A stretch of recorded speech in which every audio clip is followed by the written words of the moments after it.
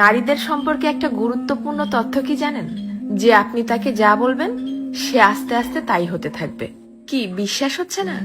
এই যেমন ধরেন আপনি তাকে বললেন যে তুমি দেখতে কিন্তু ভারী মিষ্টি, তখন সে পরিপাটি হয়ে নিজেকে আরো গুছিয়ে রাখা শুরু করবে। আপনি যদি তাকে ভালো বলেন সে আরো ভালো হতে থাকবে। আপনি যদি বলেন যে তোমার মনের মধ্যে অনেক মায়া, ভালোর জন্য তুমি নিমেষেই যে কোনো কিছু কুরবানি দিতে পারো, তখনও সে সেটা রপ্ত করতে শুরু করবে।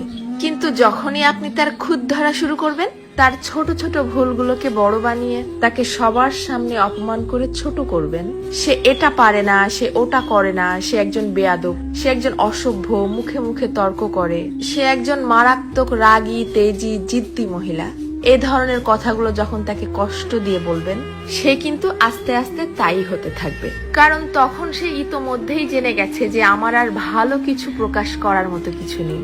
সবার সামনে যেহেতু আমি খারাপ হয়েই গেছি, তো আরো খারাপ হয়ে যাই, তখন আর সে কোনোভাবেই কারোর সামনে নিজেকে সঠিক প্রমাণ করার প্রয়োজনীয়তা অনুভব করবে না। সে ধরেই নিবে যে কেউ আমাকে ভালো বললে ভালো, আর না বললে আরো ভালো। কে বুঝলো বা বুঝলো না এটা নিয়ে আর মাথায় ঘামাবে না। এটুকু তার ঠিকই বোধগম্য হয়ে যাবে যে আমি সবাইকে সম্মান দেখিয়ে লাইনের পেছনেই দাঁড়াই অথবা সামনে, সব অবস্থাতেই আমি খারাপ।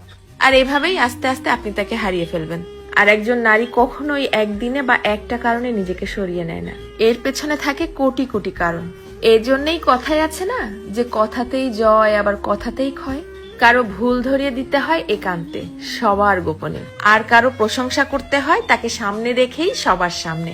কারো প্রশংসা করাও কিন্তু একটা মহৎ গুণ, যা মানুষের স্বভাব এবং আচরণকে নিমিষেই পরিবর্তন করতে পারে। মানুষ কথা তো বলতে শিখে যায় 2 বছরে, কিন্তু কোন কথা কোথায় কিভাবে বলতে হবে সেটা হয়তো শেখা হয় না 50 বছরেও।